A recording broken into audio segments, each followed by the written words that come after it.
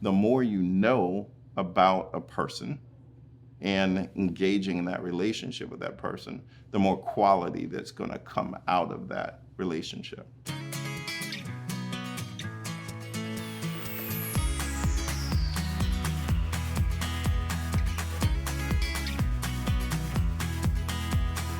Welcome to the InitiativeOne Leadership Podcast, where we help leaders maximize their impact and transform their lives.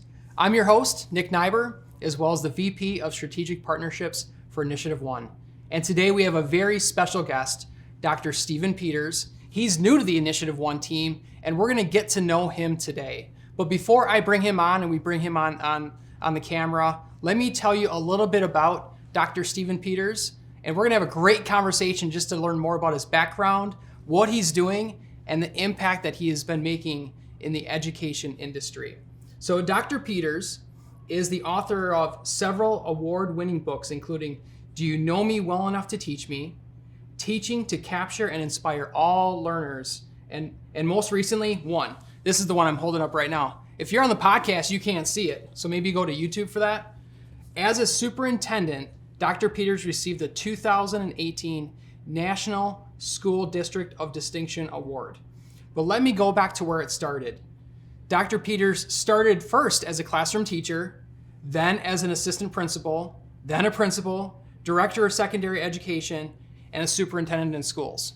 And most recently, he's been doing consulting with schools, with public education organizations all over the country. He's spent over 40 years in the education industry, so I know he's got a wealth of wisdom to share. One thing I do want to mention, this is super cool. I've never had anyone on the show to say this here, is he's been featured in a BBC documentary called An American High School. In 2016, this was named the best documentary in 2016, and it was actually aired. It was purchased, the rights were purchased through the National Geographic Channel. And he's also been featured on Oprah. We're going to talk a little bit about the organization that he founded. What year was that? 96? 1996. 1996. Yes. The Gentlemen and Ladies Club. Mm-hmm. Is that right? That's correct. Perfect. So welcome to the show. Thank you. It's exciting to be here. Glad to have you here. And welcome to the InitiativeOne team. So my first question is 40 years. Yes, 42 actually. 42 years. Yes. So looking at your younger self 20 years, 30 years ago, did you see yourself, investing this much time, this much energy into education? Well, my first plight or dream was to play NBA basketball. Okay. I was a pretty good basketball player. Captain of my high school basketball team, inducted into the High School Hall of Fame in 2016. Played collegiately 4 years at Hampton University and did not make the NBA. And so I found myself teaching in the public education arena and had success with students that other teachers somehow didn't have success with. And so I felt like I was on the right path, in the right place, doing the right things, service above self. And I was fortunate enough to have great mentors along the way. My assistant superintendent at the time was Dr. Billy Kennedy, who later became the state superintendent in the state of Virginia. And he was leaving our school on a visit one day, and he kind of touched me on the shoulder and said, "Hey, young man, I think it's time for you to start thinking about your future." And next semester, I was probably 28. Okay. Yeah. All right. And I went back, got my master's in educational administration, and the plight from classroom teacher to assistant principal to director of principals to superintendent. And I went out on the road after being featured on Oprah for 13 years and wanted to go back on the front lines of the work, which is something that I suggest many people do if you are in the training industry. If you are somehow teaching and training others to do the work, I feel that you need to continue to be fresh and have a real existence of what's happening in real time. And so I went back in 2015 as a high school principal, became a superintendent in 2016 because I hadn't worked at that level. And now I'm back out here fully armed, ready to go with InitiativeOne with a machine behind me. So these are exciting times because we need to do it in concert. We need synergistic efforts in this country in order to be able to do this work well. One stop I didn't mention was 2020, 2021. I served as the president of the board of directors for the International Literacy Association. Wow. So literacy for me and then my family is the foundation of all learning. I truly believe that poverty is the enemy of public education, but I believe that literacy is the vaccine for poverty. Literacy is the vaccine for poverty. Absolutely. That is so powerful. Absolutely. You had said something that really caught my attention because you were in education, you were, we'll say like an operator, like you were in there leading, and then you came out, we're doing consulting, and then you realized, I need to get back in front of the kids. Mm-hmm. And I remember like early on in my career, some of my best managers and leaders, they were the ones getting their hands dirty. Mm-hmm. They weren't the ones that like, hey, they did this 20 years ago. It was the ones like making the phone calls. It was the ones that were in. So I totally relate to that is you put yourself back in the trenches. Oh, absolutely. Right? I think it's hypocritical to train somebody to do something you hadn't done in 13 years. That's over a decade. So if you think about it in real time, literally, cell phones were just coming out the last time I was a principal. There was no social media, so you didn't have to deal with those components in your day-to-day operation in schools. And so I wanted to go back not only to be credible for my clients, but I wanted to be prepared to really give them the best, the highest, most efficient training possible. And there's no better feeling than to be empowered knowing that you possess the knowledge, the wisdom, the discernment that leadership requires in order to be able to mentor and coach. I presently coach 5 superintendents around the United States of America who depend on my guidance and wisdom to guide them in the right direction. And more importantly, to create a safe and constructive space for them to do their work. You've written several books. We don't have time to cover all of them. But the one book that you did talk a little bit about during our event this morning was One, right? So, and this can be found where? Yeah, well, you can go to my website, drstephenpeters.com. Okay. Peters Group global. Amazon has it, and so forth. That's co-written with the 2008 National Principal of the Year, Dr. Mark Wilson, who is a phenomenal leader. Clemson University grad. We both are from South Carolina, but reside in Georgia. Yes. Okay. So tell us about One. Yeah, we thought it was a critical time in our wonderful country to not only talk about the importance of every one, the individual, and every one, the collective, right? So the teacher, the parent, the student, the community as an agency, but also to talk about that whole piece of synergy as the efforts of more than one far outweigh the efforts of one. And so that book symbolizes the importance of collaboration and doing this work together. I mentioned this morning that the one thing the pandemic has taught us is that we can no longer do this work in isolation. So Mark and I wrote about and believe in the tenets of collaboration and synergy. Okay, so it's about one, like me as an individual, but then me working with an organization, obviously specifically for education. Yes. But it's putting those two together. Collective efficacy, right? Okay. I mentioned this morning that Dr. Lee Pritzel and I are doing some cutting edge training right now. It requires courageous leadership, where you have school board members, principals, superintendent, and assistant superintendents and directors in the same room. Traditionally and historically, those people operate separate of each other, but yet... Like silos. Absolutely. Okay. But yet they deliver services to individual schools and individual students. We believe that you need to know each other in order to make well-informed decisions. Sort of like my book, Do You Know Enough About Me to Teach Me? It's impossible for any significant teaching and learning to take shape in the absence of a significant relationship. I learned that from Dr. James Comer at Yale University doing a summer study at his Child Development Center. The more you know about a person and engaging in that relationship with that person, the more quality that's going to come out of that relationship. Correct. So what you're saying is you could talk to me all day long, but if I don't really know you, the words that you share with me are really only going to be surface level. Let me put it this way. You go to a new doctor, right? What's the first thing the doctor's office requires of you? They ask for symptoms. Information. Okay. Background, medical history. Are you allergic to any medication? What's your family history of heart disease, cancer? And what they're doing is they're compiling a platform to be able to service you, right? So if the doctor has this knowledge of you, then the doctor knows not to give you a certain medication if you're allergic to it.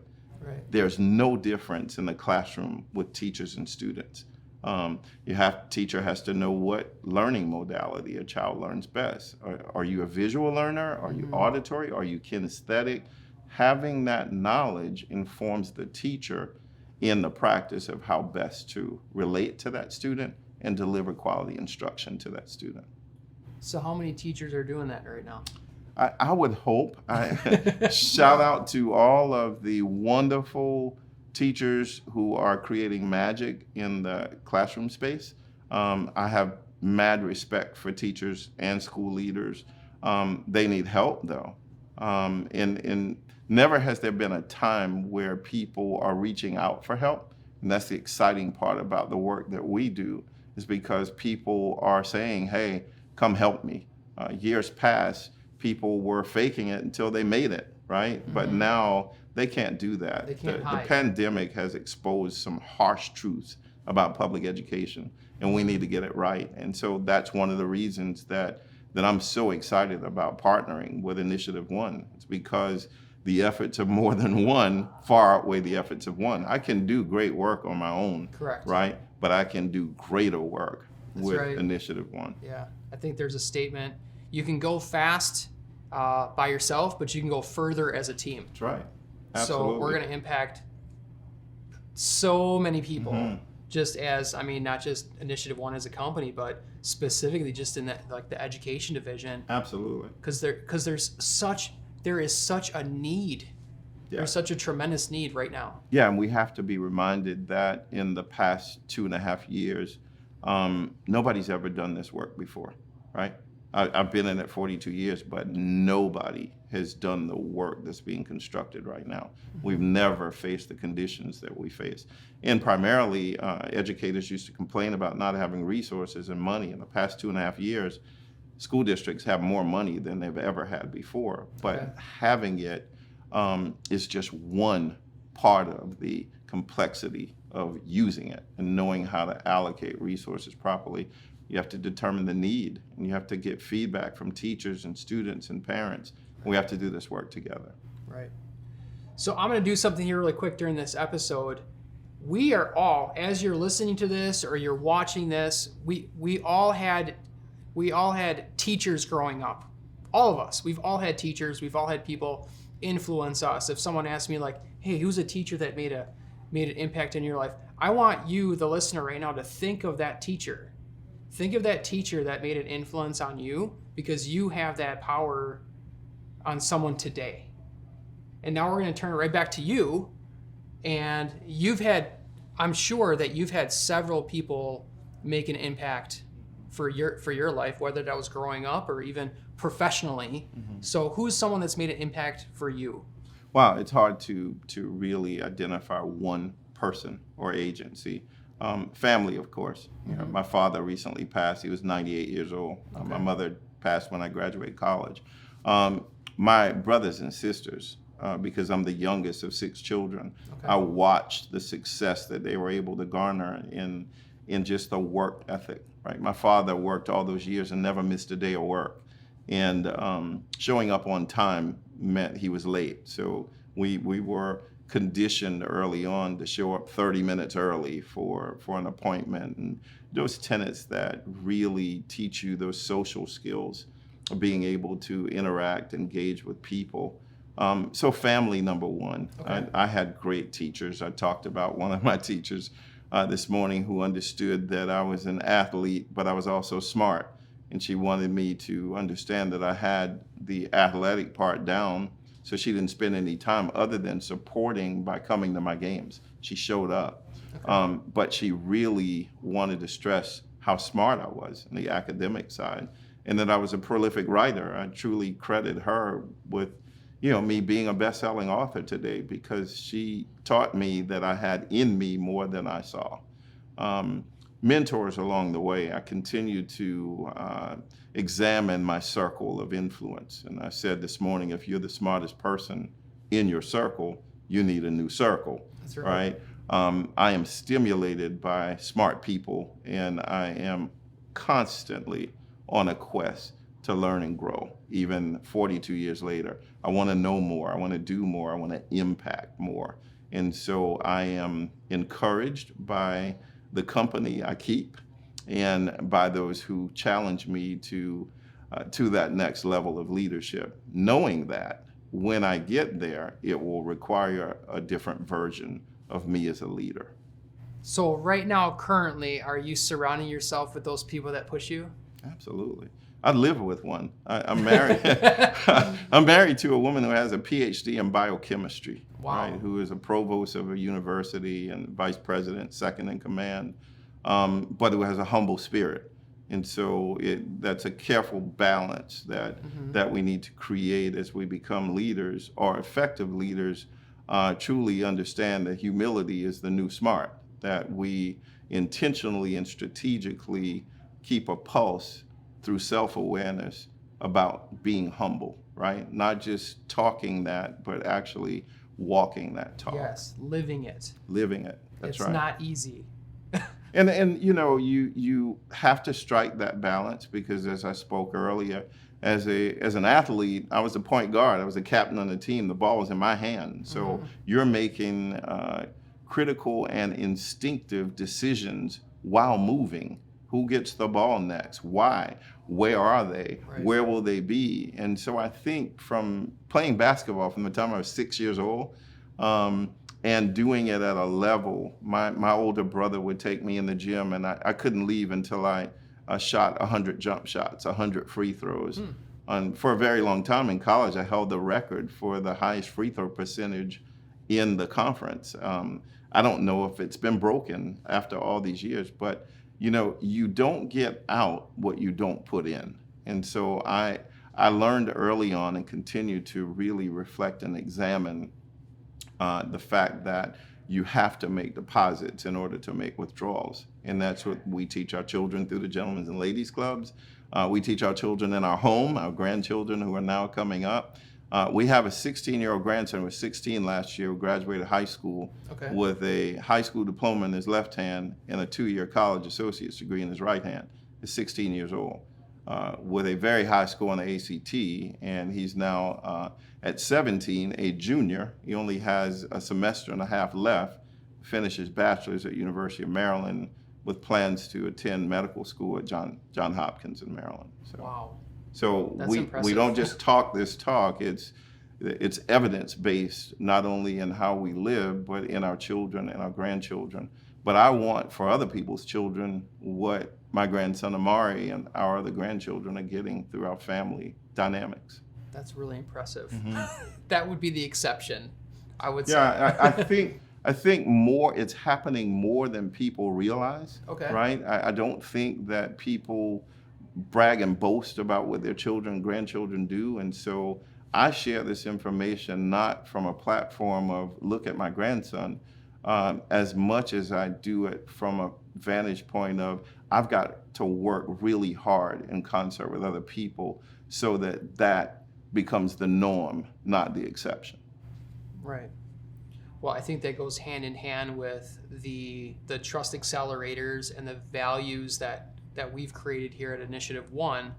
Yes, we are going to teach the things that we've done as a company in our organization, and we can have the organizations that we do facilitation with, like we can be just as good as them, but really I think we need to be better. Yeah. because if we're better, then we are a better example, and it's going to shine brighter. I think, again, where we are right now is not where we're intended to stay. And I think Fred and Tracy understand that. That's why, this partnership with Dr. Pritzel coming in, with me coming in, is reciprocal. It's not, it's not singular. Right. It's reciprocal. It's win-win. And, when I was hired as a principal, a very successful superintendent, did a delivery, and I'll never forget it. It was his first initial speech to hundreds of employees, and we're expecting this really long mission, vision, filled speech from this phenomenal leader. And he came up to the podium and he said, listen, this is short and sweet. I believe in creating win-win scenarios. Have a great year. That's it. And so when you reflect and examine that, it informs how you do your work. Win-win with whom? Everybody. Every situation that you find yourself in, you're looking for that lens that you can see win for them, win for you. And that's where I find myself today. When I get on that flight to go home today, I'm exhausted, right? But it's a good tired. And that's what I want educators to feel, that this is really, really hard work, but it's heart work. Yes. And we understand that. Those on the front lines of this work understand it. We thank you for your efforts, for everything you've done, for what you're cultivating now. But more importantly, the exciting part is what we're about to do in the workspace and the creative space of education. We're here to help them. Are you satisfied with the current levels of accountability in your organization? Join us next month for our next leadership event, where we're discussing how you can energize your team through consensus-driven leadership. This event is our gift back to the community. Join us in person or online by registering at InitiativeOne.com. About a week ago, Dr. Lee Pritzel, I had put a post out on LinkedIn, and it had to do with I am on purpose when, and I said, hey, go ahead and fill in the blank. Right. And he commented, and he said, I am on purpose when I am dead exhausted after helping a group, because he's poured into them so much. Yeah. Because it's hard work and it's heart work. Yeah. And just like whether it's given a keynote, or whether it's you're in front of a group of people and just pouring into them, like if you're exhausted, that is a wonderful sign that you're pouring into them, because how many people aren't being poured into today? Yeah, I think we're in a season of so many opportunities. And I said earlier this morning, they're disguised as impossibilities, because people really are up against many, many obstacles and hurdles. But when you think about what Dr. Pritzel said, when you feel that exhaustion, you know you've given more than 100% to the effort, right? And imagine what would happen in our country if and when people are delivering their best stuff every day. I wrote a book, Teaching to Capture and Inspire Our Learners, but it's subtitled Bringing Your Best Stuff Every Day, right? We bring our best stuff every day. We're a formidable team that really failure is not an option, right? When I went back on the front lines of the work after successfully being a consultant, featured on Oprah, to take that risk is just to go back on the front lines of the work, not knowing what I was up against. In a school that was low performing, lots of fights, right? 1,200, 1,300 strong.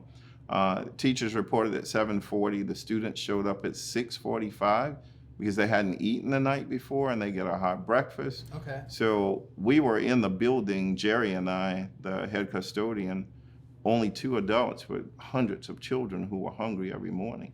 I had to create relationships with those children, wherein they were part of my management team. Students actually helped me run the school. It was phenomenal. It was one of the most amazing parts of my career, and certainly a seminal piece of education work. So tell us about the Gentlemen and Ladies Club. So 1996, young principal, green behind the ears, didn't know what I was doing, didn't realize I was promoted to the job because nobody else wanted it, right? I mean, you find yourself in that position, tough position. I had 30 hardcore male students.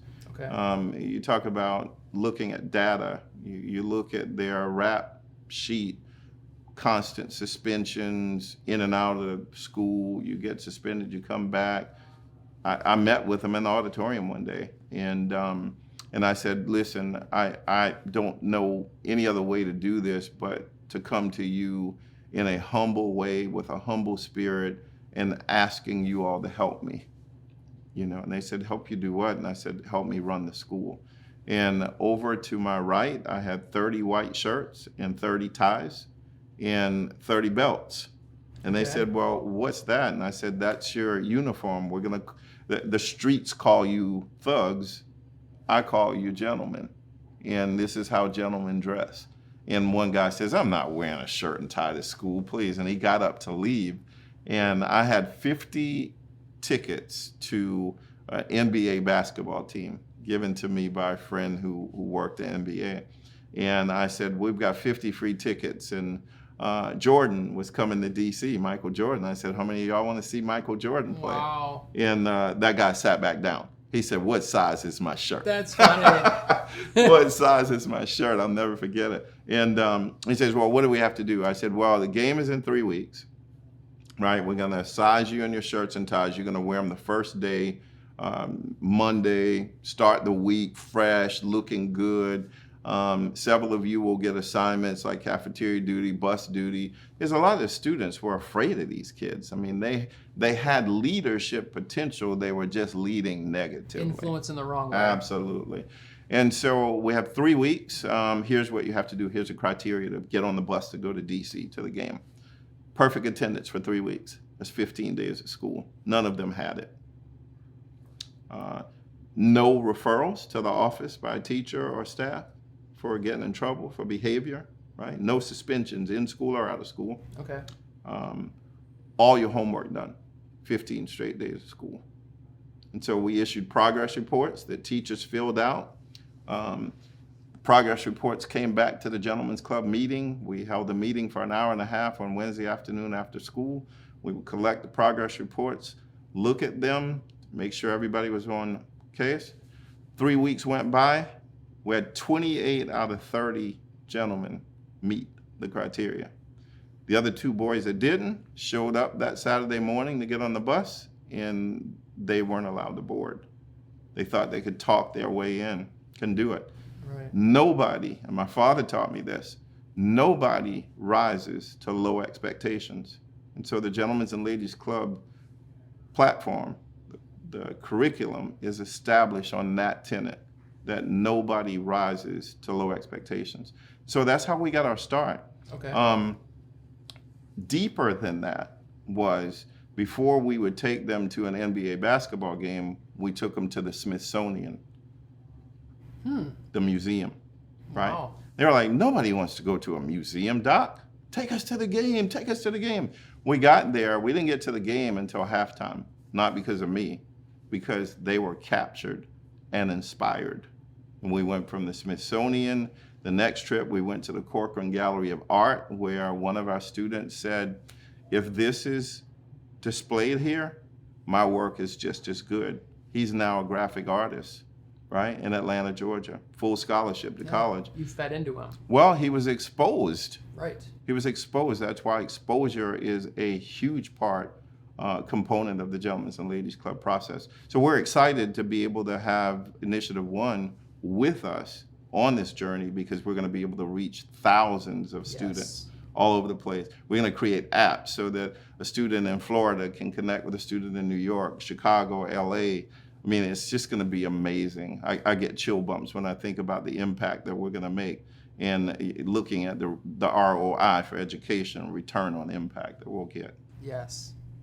Wow, that's really exciting. Yes. The beginning and now years later. Absolutely. I mean, 96, 2000. Wow, that's 25 years, and we actually just had a student who's one of the featured subjects in the documentary American High School, Cordell, who was the first in his family to go to college, finished in 4 years as a student athlete, football, went straight into a fully paid for scholarship at Texas A&M, just graduated with his MBA, and now he's employed in Houston.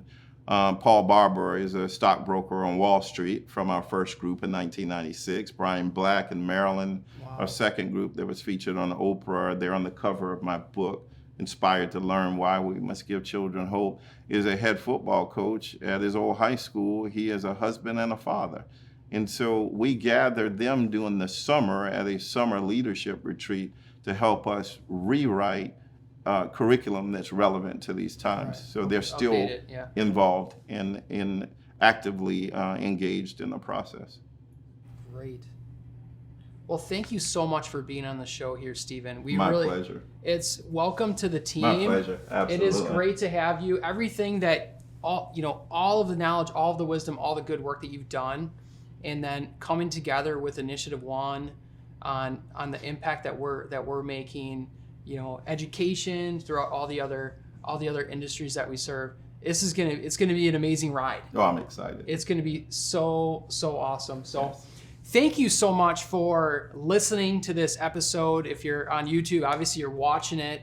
A couple things here. If you found value in this interview, go ahead and share this with a friend, family, colleague, someone that you know that can be impacted here. We've all been impacted by teachers. We all have. We can't deny that. And this is an industry that Dr. Peters has been serving for years. So if you found value, please share. If this is the first time watching or listening to this podcast, make sure you follow, make sure you subscribe so you don't miss any episodes. And the last thing that I want to mention to you is every single month we do these leadership events called think tanks. If you've not attended one of these, go to initiativeone.com/events and register for our next event next month. And you're going to see more of this information of what Dr. Peters shared, or it could be Dr. Fred Johnson. We're looking to make an impact on others. And the thing that we want to ask you is, please share this information with one person, because you never know how it will impact someone else. So thank you so much for listening. Thank you for watching. And remember, leadership isn't what you do, it's who you are. Thanks.